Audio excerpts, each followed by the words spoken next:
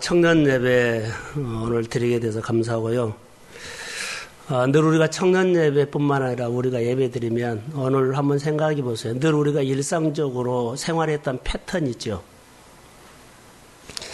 늘 생활했던 일상적인 이 패턴을 가지고 우리가 익숙하게 이 자리에 나올 수도 있고 또 오늘 하루도 살 수도 있어요. 그런데 일상적인 우리가 살아갔던 패턴으로 사는 것들이 옳게 사는 것처럼 보여도 신앙인들은 그렇게 사는 것에서 빨리 벗어나야 돼요. 듣고 살아야 합니다. 그러니까 이걸 우리가 훈련하는 겁니다. 근데 듣고 사는 것 자체를 우리는 모르고 늘 익숙한 패턴에서 그렇게 당연히 사라지고 살아야 되고 그리고 그냥 가는 겁니다. 이것은 신앙생활이 아니라 위험수가 있습니다. 정경이 될 우려가 있습니다. 정경이 되면 하나님께서 나에게 주신 말씀들을 내가 듣고 반응하는 것들이 거의 다 안 됩니다. 내가 생각하고 계획한 대로 이루려고 하지 주님이 나에게 말씀하신 것을 듣고 따라가려고 하는 것들이 내 안에 아예 세포가 없습니다. 오늘 우리가 하나님 앞에서 살아가야 할 것이 뭔가요? 라고 하면 듣고 따르는 겁니다. 저는 한 달에 한 번씩 주어지는 이 청년 예배를 통해서 조금 전에 말한 것처럼 말씀에 따라 청년들을 심고 싶은 것들이 목회자의 간절함입니다. 우리가 하나님을 믿고 오늘 본문에서 보면 뭐가 나오냐면 1절에는 하나님을 잘 믿어라 그거에 나와요. 내가 잘 듣고 따르라. 그 다음에는 가르치라라고 나와요. 그러니까 내가 믿고 하나님을 믿고 그렇게 살고 그 다음에 살도록 가르쳐라. 그러죠? 그 다음에는 번성하는 축복을 주겠다라고 하는데 우리보다 역할을 해란 거죠. 근데 많은 사람들은 여호와를 경외하면서 살아요. 그런데 우리가 쉽게 말하면 청년들이 대학 나와서 열심히 공부해서 취업하고 그 다음에 자기 사업을 하고 그 다음에 결혼하고 그러면 여호와를 경외하는 삶을 살다가 여기서 딱 멈추고 현실로 갑니다. 취업에서 더 열심히 현실이 보이기 시작해요. 사람관계, 인간관계, 돈관계 또 내가 꾸려나가는 가정이라는 것들이 크게 보이면서 여호와를 경외하는 것들이 점점 작아지고 현실이 크게 보이면서 내가 내 힘으로 사는 것들이 나도 모르게 형성돼요. 여호와를 경외하는 삶이 삶을 통해서 하나님이 길을 열어주어서 취업도 했고 새로운 일도 시작했고 결혼도 했고 삶을 여러 가지 만들어갔을 때 여호와를 경외하는 것들이 계속 이어가기를 소원합니다. 오늘 이어가라는 말은 이겁니다. 근데 대부분의 사람들의 패턴은요, 은혜 받고 우리 주님께서 허락된 많은 응답을 가지고 축복을 가지고 거기에 현실로 매여버릴 때가 많아요. 그래서 하나님을 경외하는 것들이요 줄어들어요. 그래서 나중에 보면 나는 하나님을 경외하고 있는데 자기도 모르게 다림줄이 없어서 자기가 규정이 돼 있어요. 자기가 규정이 돼서 내가 지금 하고 있는 것이 하나님을 잘 경외하고 잘 믿는 것처럼 우리가 오판을 하고 살아가요. 이렇게 된 이유가 어디에서 이렇게 나도 모르게 신앙이 이렇게 틀어져 버린 줄 아세요? 따라해 보세요. 질문을 하지 않아서 그래요. 여호와를 향해서 질문을 해야 돼요. 취업을 하더라도 가정을 이루더라도 새로운 일을 하더라도 내게 일어나는 현실에다가 질문하지 말고 어디에다 질문해라? 하나님께 질문해라. 그러면 절대로 틀어지지 않아요. 이스라엘 백성들이 약속의 땅에 들어가서 오늘 우리가 나눠야 할 메시지는 그겁니다. 약속의 땅에 들어가서 광야를 인도하셨던 그 하나님은 사라져버리고 약속의 땅에 들어가서 현실에다가 계속 질문을 하게 돼요. 풍요의 신, 그들이 잘 사는 문화, 그리고 그들이 고생했던 것들을 좀 벗어나고 싶은 생각들. 하나님이 우리에게 준 것이 이것이 축복인 줄 알아요. 하나님께서 주시는 축복은요, 여호와를 경외하는 사람이 계속 여호와를 경외하는 것이 축복입니다. 근데 여호와를 경외하는 것이 어제적인 설교했던 것 수단으로 가버리면 그것은 축복인 것처럼 착각을 하고 있습니다. 축복 아닙니다. 그래서 나중에 무너져 버립니다. 이스라엘 백성들이 반복적으로 하나님의 축복을 받고 무너졌던 반복적인 이유는요, 현실에다가 축복을 해주시는 그 환경에다가 질문을 했기 때문에 하나님이 사라져버린 겁니다. 그것이 다른 사람의 문제가 아니라 오늘 우리의 문제가 아닐까요? 라고 생각이 듭니다. 청년들에게 가장 강조하고 싶은 것은요, 내 인생을 시냇가에 심기 위해서 하나님 앞에 늘 질문하십시오. 하나님이 내 안에 어떤 분인가를 알아야 돼요. 하나님도 내 안에 분명하지 않는데 와서 기도만 하고 가요. 예배만 드리고 가요. 어른들은 모르겠습니다. 청년들은 충분히 알아들을 수 있기 때문에 제가 질문을 해라. 하나님 앞에 질문해야만 내 믿음이 자라지. 현실에 따라 질문을 하면 현실 경험은 많아져요. 근데 신앙은 안 자라요. 교회 경험 많으면 뭐 할 거예요? 많은 경험, 많은 봉사하고 많은 일을 하면서 이 경험이 내 안에 믿음을 대변하지 않는다는 거. 근데 우리는 믿음이라고 말하고 있어요. 하나님께 질문하십시오. 그게 성장이에요. 하나님 앞에 질문을 해야만 내가 하나님에 대해서 알아주고 하나님에 대해서 더 깊이 들어가고 하나님이 나를 향한 마음을 알아주고 하나님이 오늘 나를 통해서 하고자 원하는 메시지가 성령을 통해서 마음의 감동으로 우리 마음에 담아주실 줄로 믿습니다. 그게 나를 깨우는 거예요.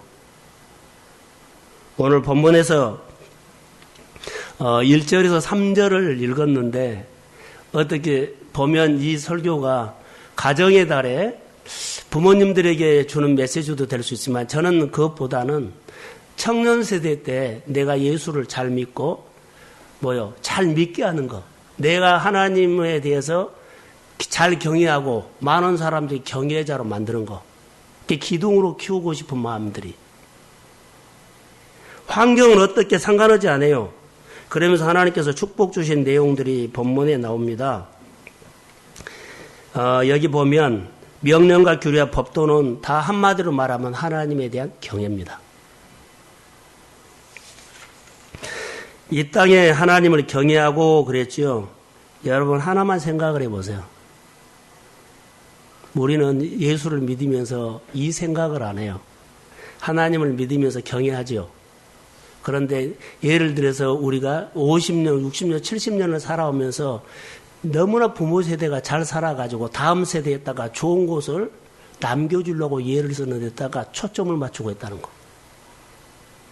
집 물려주고 넉넉한 유산 물려주고 삶의 터전 물려주려고 부모들이 여기에다가 너무나 많은 초점이 있다는 거.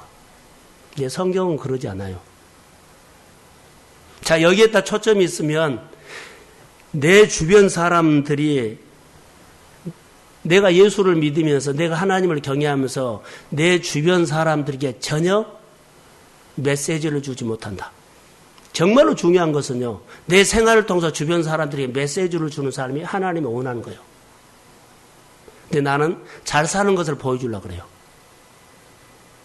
내 생활을 통해서 다른 사람들에게 빛이 되는 것, 영향력을 끼치는 것, 다시 말하면 생명력 있는 삶을 살기를 원하는 것을 신경 안 쓰고 그냥 먹고 사는데 잘 살려게 하는 데만 있다는 거.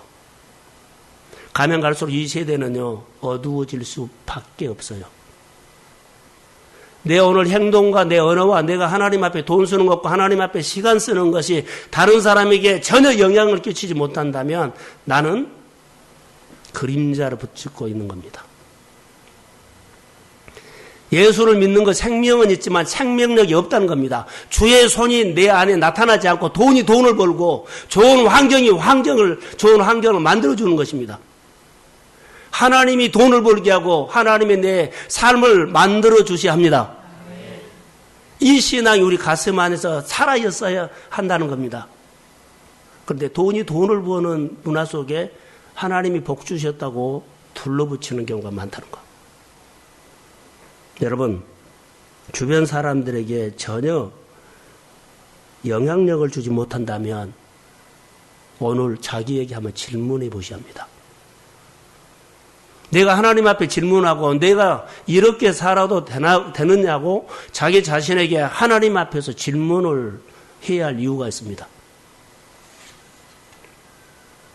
교회를 섬기면서 속 터질 일이 많이 있죠.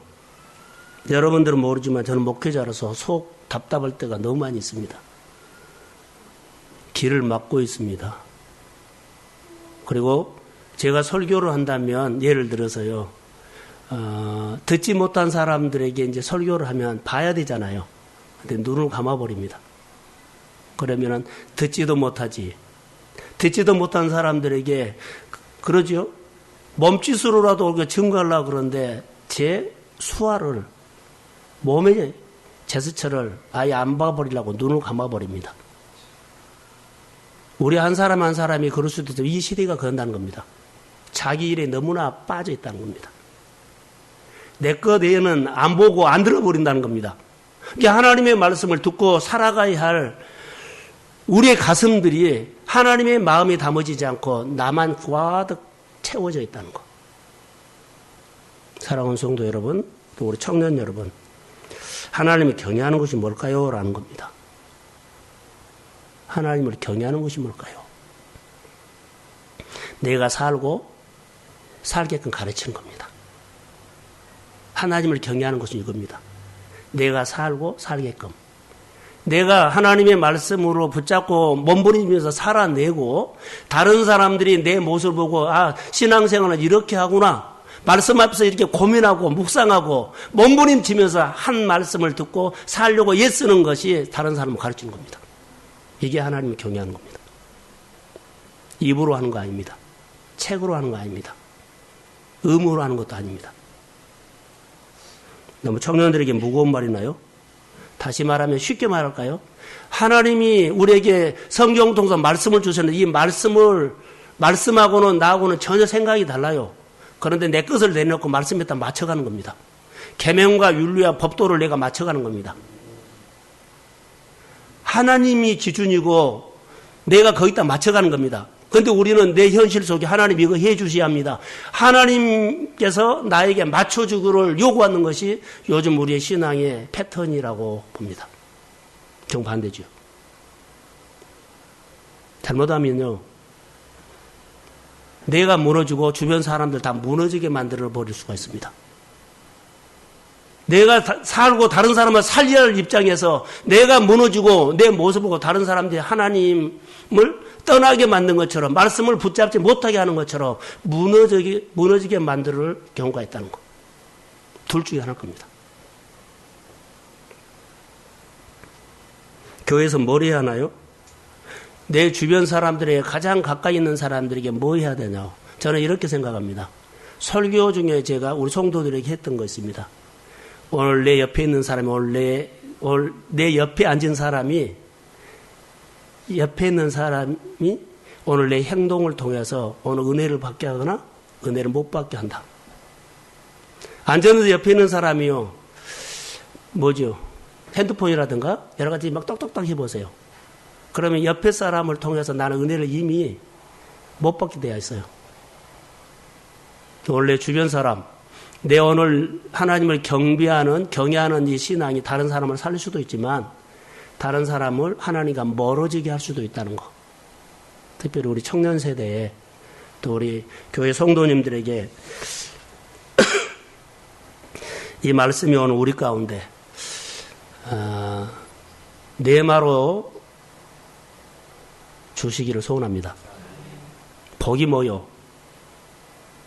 하나님, 우리는 내가 이렇게 주를 위해서 실력을 갖췄습니다. 돈을 벌었습니다. 성공을 했습니다.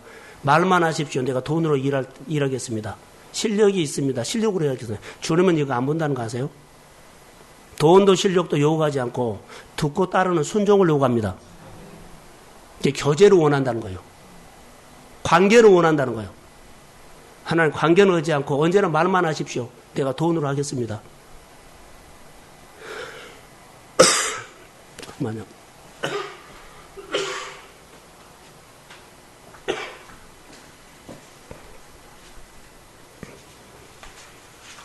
우리 신앙 패턴을 좀 많이 바꿔야 돼요. 어른들 설교하는 좀 다른 이유가 청년들에게는요, 자극을 주려는 것이 아니라 바르게 가르쳐야 하기 때문에 그렇습니다. 전능하신 하나님이 나와 함께 하는 삶, 열매지요.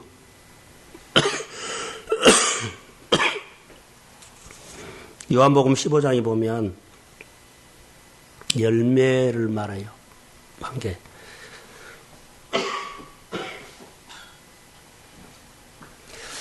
본문에는 젖과 꿀이 흐르는 땅이라고 하나님이 이렇게 이스라엘 백성들에게 말을 했습니다.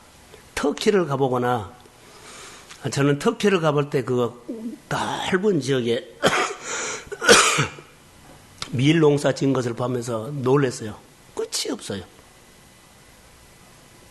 이스라엘 땅에 가면 젖과 꿀이 흐르는 땅을 보세요. 넓지 않아요. 이스라엘 백성들이 가나안 땅에 들어가가지고 젖과 꿀이 흐르는 땅이라고 이렇게 말했거든요. 하나님의 말씀은 거기 딱 가보는 순간 사기다라는 생각이 들어요. 이게 젖과 꿀이 흐르는 땅으로 안 보이는 거예요. 절대 안 보여요. 그 땅이 젖과 꿀이 흐르는 땅으로 안 보여요. 이스라엘 백성들이 여기서 하나님의 경외하는 것이 이제 나타납니다. 그 땅을 보면 절대로 젖과 꿀이 흐르는 땅으로 안 보인다. 그들이 어떻게 했을까? 절망해서 난리를 쳤어요. 이게 무슨 젖과 꿀이 흐르는 땅이라고. 이렇게 결과를 하나님을 경외하면서 따라왔는 이 신앙이 결과를 보고 그들이 절망을 해버린다는 것은 그들의 신앙은 따라해 보세요. 수단. 하나님을 수단으로 온 거예요. 수단으로 믿고 있어요. 결과를 보고 절망을 해버리면 수단이에요. 여호와를 경외하면 여호와를 경외해야 된다는 것. 결과와 아무 관계없이 내가 여호와를 경외했으면 계속적으로 여호와를 경외해야 합니다. 그게 여호와를 경외하는 것이 목적인 사람입니다. 내가 예수를 믿으면서 내 현실 속에서 늘 좋은 결과만 얻을 수 없어요. 올 수 없어요. 어려운 현실도 있고요. 하나님이 우리에게 훈련시키려고 우리에게 연단하려고 여러 가지 환경을 줄 수도 있어요. 내가 원하는 대로 되지 않고 결과가 안 되면 우리는 절망하고 그러죠. 기도해도 필요 없네. 예배해도 필요 없네. 봉사해도 필요 없네. 말씀대로 살아도 필요 없네. 그러면서 신앙을요 뒤집어 버릴 수가 있거든요. 이것은 하나님을요 수단으로 믿는 거예요. 하나님이 나에게 복 주셔야 한다는 거. 복 안 주시면 하나님은 아닙니다는 거. 나의 병을 고쳐주지 않으면 내가 절망해 버린다는 거. 이것은 하나님을 경외하는 것이 아니라 하나님을 수단으로 믿는 거예요. 우리 가운데 일어날 수 있어요. 하나님을 믿으면 결과가 관계하지 않고 나는 그 하나님을 좋아하고 그 하나님을 경외하고 그 하나님을 존중하며 그 하나님 앞에 변함없이 계속적으로 이어가는 예배자가 되어야 합니다. 이게 신앙입니다. 내가 만난 예수가 내 환경에 따라서 내가 그분이 좋아졌다 나빠졌다 그러지는 않습니다. 내가 그분을 믿는다면 그분이 목적이 되어야 합니다. 열매 결과에 따라서 내가 잘 믿을 수도 있고 덜 믿을 수도 있고 하나님의 일에 대해서 마음을 열 수도 있고 마음을 닫아버릴 수도 있고 이것은 아닙니다. 청년 때 신앙의 기준을 바르게 세워야만 내가 하나님 앞에 서야 돼요. 주일날 오후 설교를 준비하면서 메시지가 하나 와서 제가 이렇게 설교를 진행할까라고 지금 하고 있어요. 따라해 보세요. 하나님의 저울. 다시 하나님의 저울. 크게 해봐요. 하나님의 저울. 내 믿음을 하나님의 저울로 달아본다면 하나님의 저울로 내 믿음을 달아본다면 내가 하나님을 경외하는 삶을 하나님의 저울로 달아본다면 함량미달이라면 실격입니다. 나는 쓰임받으라고 쓰임받기를 원한다고 했는데 서두에 말한 것처럼요 이렇게 기울어져 버려요. 경외하는 것이 없어지고 내가 현실에 딱 계속 질문하고 가면 이것은 믿음 함량 하나님이 저울에서 함량미달이 됩니다. 여호와를 경외하는 사람은 결과에 관계없이 끊임없이 나는 주님을 경외하는 사람이 되어야 할 줄로 믿습니다. 그래야만 돼요. 그래서 세우셔야 합니다. 내가 살고 살게끔 해야 하는 겁니다. 우리는 예수를 믿으면서 좋은 게 좋은 거라고 생각할 때가 너무 많아요. 예. 목회자들도 모이면 은혜야 해요. 그러면 이런 것이 이렇게 뒤집어져 버려요. 우리 교단 총회를 하다 보면 이런 것이 다음 회기는 바꿔져요. 또 누가 됐느냐 바꿔져요. 기준이 사람이라는 겁니다. 기준은 하나님의 말씀이 하는데, 자, 임원이 바꿔진 거에 따라서 이것이 재판했던 것들이, 행정들이 이렇게요. 그러니까 총회 일하는 사람들이 너무 힘든 겁니다. 금년에 이렇게 일하면 내년에 또 뒤집으면 또 다시 해야 되고. 이 행정이란 것이 사람 중심이면은 어느 교단인지 어느 단체든지 다 그런다는 거. 거의만 그럴까요? 교회도 그래요. 교회가 사람으로 모이게지면 사람의 생각이 주도하면은요, 전통이 나타나게 되었어요. 이게 말씀은 뒷전이고, 누가 하느냐, 누가 결정을 했느냐, 누가 건의를 했느냐, 이거에 따라서. 하나님은 별로 거리가 멀어요.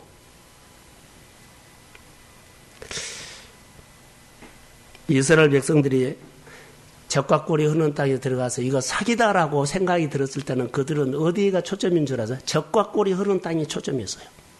하나님을 경외하는 거 초점 아니었어요. 이게 결과에 따라서 그들이 자기들이 눈에 보이는 거 보고 실망해 버린 거죠. 적과 꿀이 흐르는 땅에 초점이었어요. 내가 오늘 열심히 살아요. 그러나 내 목표에 미달되면 내가 한숨을 쉬고 절망을 하고 실망을 한다면 초점이 열매에다가 있었다는 거. 어디다 질문해라고요? 하나님께요.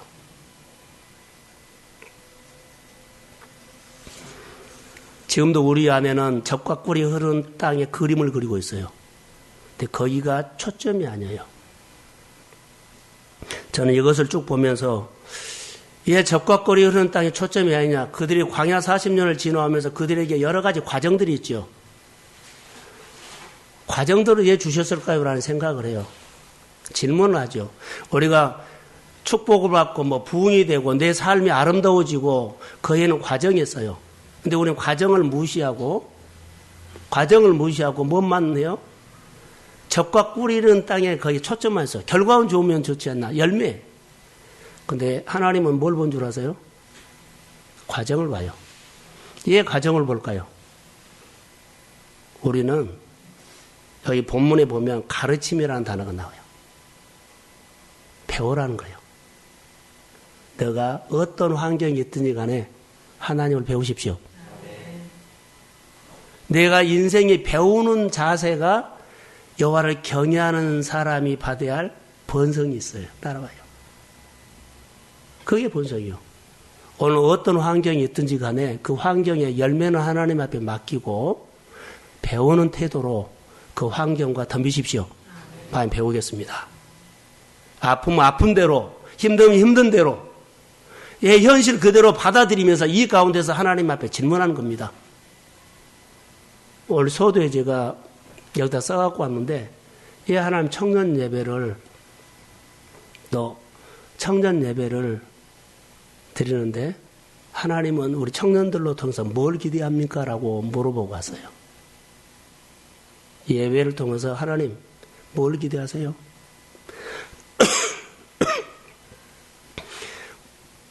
뭘 기대하세요? 물어봤어요. 오늘 여기 오기 전에 오늘 예배에 대해서 설교에 은혜 받기 위해서 하나님 앞에 질문하고 왔나요? 질문을 하셨다면 오늘 나에게 나는 오늘 이 자리에서 이 말을 들으려고 내가 보냈다라고 말할 수 있어요. 그게 하나님과의 우리 관계입니다. 결론만 내리겠습니다. 하나님을 꼭 수단으로 하지 마세요. 수단. 자, 이렇게 한번 해볼까요? 너 철이 들면 내가 차 사줄게 했어요. 철이 들면 이렇게 살면 내가 차 사줄게. 그래서 그렇게 살았어요. 그래서 차를 찾았어요. 그러면 차가 복입니까? 그렇게 사는 것이 복입니까? 철이 든 것이 복입니까? 예? 철이 든 것이 복입니다. 차가 복이 아니에요. 적과 꿀이 흐르는 땅이 복이 아니라 뭐요? 관한을 지나오면서 그들이 근육이 생기고 눈이 열리고 하나님을 배우는 것이 복입니다. 이게 오늘 우리가 알아야 돼요. 오늘 청년들이 예배를 통해서 하나님을 어디할 것들이 뭘까요? 믿음을 이어가게 하십시오. 이 말씀이 우리 청년들로 끝난 것이 아니라 사람들을 살리고 통로 역할을 하는 그런 가슴에 메시지를 담고 오늘 하나님 앞에서 고민하는 청년들의 삶, 시내가에 신기를 주의 이름으로 축복합니다. 네, 기도하겠습니다. 여호와는 나의 목자였습니다. 주님의 나라가 우리 마음에 임하기를 원합니다. 성령님, 오늘 드려야 할 말씀이 무엇인가를 알게 하시고 오늘도 하나님의 말씀을 듣고 내가 반응하는 것들이 내 신앙에 아주 훈련되게 하시고 내 본능을 통해서 익숙한 그런 똑같은 패턴에서 또 살고 사는 것이 아니라 듣고 사는 복 있는 사람으로 배워가며 커가도록 청년들에게 성령의 기름 부음이 임할지어다. 성령을 주세요. 소수모임 교회지만 하나님이 놀랍게 키워가시고 시냇가에 심은 나무처럼 미래가 기대되는 청년들과 교회 되도록 하나님이 붙잡고